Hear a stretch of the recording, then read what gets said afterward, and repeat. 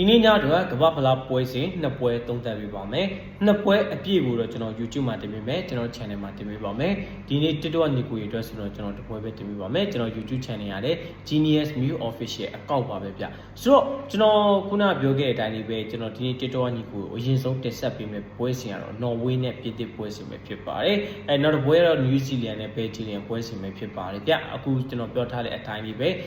ကျွန်တော်ဒီ Norway နဲ့ပြင်သစ်ပွဲစဉ်လေးကိုကျွန်တော်သုံးသပ်ပေးပါမယ် Norway နဲ့ပြင်သစ်ပွဲစဉ်ကျွန်တော်ယူတနည်းပဲစဉ်းစားကြည့်မယ်ဗျမနေ့ကတော့ကျွန်တော်တိတ်အဆင်မပြေသွားဘူးဒါကတော့ကျွန်တော်ထည့်ပြောပြရပါဆိုတော့ Norway နဲ့ပြင်သစ်ယူတနည်းစဉ်းစားလိုက်တဲ့အခါမှာအများကြီးမတွေ့သေးဘူးလက်ရှိကမ္ဘာဖလားမှာလေကျွန်တော်ဒီ6မှတ်ရတဲ့အသင်းကတသင်းပဲရှိသေးတယ်မက္ကဆီကိုတခြားရစရာရှိတဲ့အသင်းတွေကကျွန်တော်ကိုလံဘီယာရှိမယ်အာဂျင်တီးနားရှိမယ်ပြီးတဲ့အခါမှာပြင်သစ်ဆိုတော့ဘယ်လိုမျိုးဖြစ်နေကြလဲဆိုတော့မနေ့ကလည်းကျွန်တော် US ကလည်းကျင်းထည့်သွားတယ်ပြီးတဲ့အခါမှာ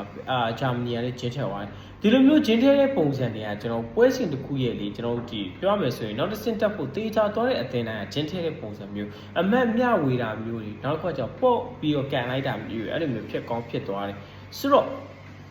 လက်ရှိမှာလည်းဒီ Norway လည်းကြံသေးရပါဗျာရမယ်6မှတ်အပြည့်ရဖို့အတွက်အဲ့ဒီ9မှတ်ရဖို့အတွက်ဆို Norway သင်းလည်းကြံသေးတယ်ဆိုတော့ကျွန်တော်စဉ်းစားလိုက်တဲ့အခါမှာကျွန်တော်အသင်းကြီးတွေထိပ်သီးပိုင်းရအသင်းတွေပြောမယ်ဆိုရင်လက်ရှိ Norway ကတော့ကျွန်တော်ဒီအသင်းကြီးထဲမှာတော့ပါတယ်ပဲဆိုပေမဲ့လည်းပဲအလောက်ကြီး squad အရာကောင်းတဲ့အထက်မှာမပါသေးဘူးဒါတော့ကျွန်တော်ဒီပြောပြပေးရဆိုတော့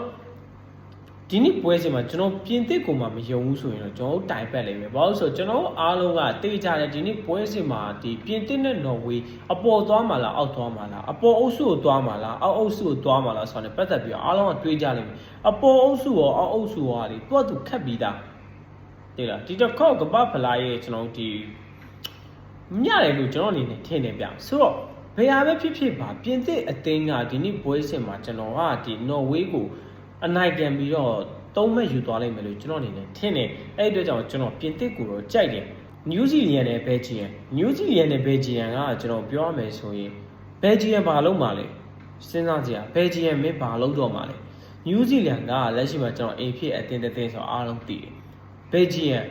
New Zealand ကိုမှအသာစီးရပြီးတော့မကန်နိုင်ဘူးဆို New Zealand ပုံ Belgium ဘာမှလုပ်မနေနဲ့တော့